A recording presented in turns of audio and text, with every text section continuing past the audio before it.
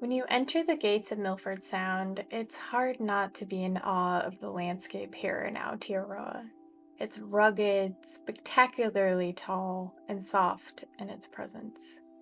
Yet you won't often find a local here. In fact, many New Zealanders have not been here, and in part because landscapes like this seemingly are reserved for tourists. The high cost of the cruises to the lack of housing, these areas don't seem available to those who live here. Milford Sound is able to showcase its stunning beauty because settlers couldn't alter it. The sandflies and the unyielding weather and terrain have protected it against development. There's a book I often think about when being in these places.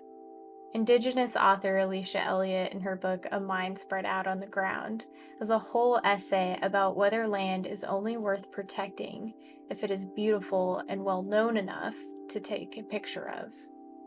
She talks about how Banff is protected because of its attractiveness and the infrastructure created around it for tourism. Yet the mountains right next to Banff are not so lucky in their protection. Those mountains are just as sacred, but they don't hold the same protections and rights as the areas that are focused on tourism. I think of her words often because the nature of tourism here defines a lot of areas. Locals don't even go near certain areas during peak tourist season here in New Zealand. And as someone who lives in a tourist thoroughfare, it took a full year for people to even start to notice that we lived here. We ourselves are unable to be accepted by the bank for a home loan, but we pay attention to how the houses around us are marketed as tourist accommodation and income streams, when many of us are just looking for more housing security. So I ask myself, are we losing community because of tourism? Are we losing our connection to the land because it is something that is simply for others to visit and take a photograph of? Many photographers have pointed out that New Zealand has one of those cheat codes when it comes to scenery. Photographers flock here to get their winning shot at the landscape and can often be found crowded around popular places like the Wanaka Tree or Iraqi.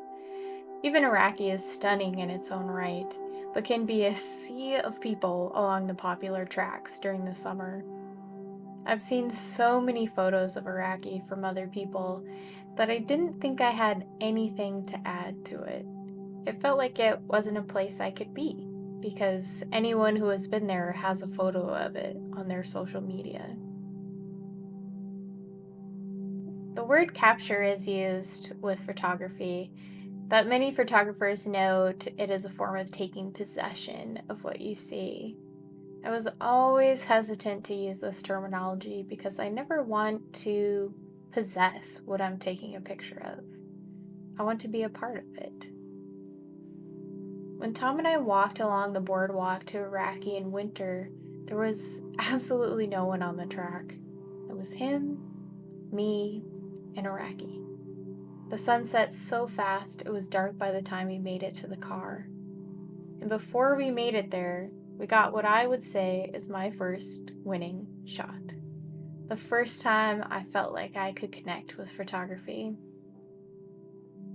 I imagine others would look at the photo and feel they could achieve a similar shot. But it was the first time that I felt maybe I could figure this whole photography and film thing out. Because I saw something different when I looked at the reflection in the water of the mountain. It wasn't something I possessed. This was land that I was a part of. While residency doesn't grant me a full future here, I feel just as responsible to this land as if it was a place I was born.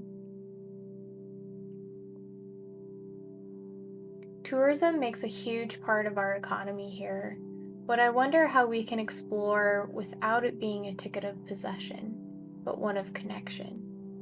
So when I explore Aotearoa with the people I care about, I can show them not only the stunning cliffs of Milford Sound and the gentle braided rivers of the valley, but also what it means to be a caretaker of this land, what it means to live in Aotearoa.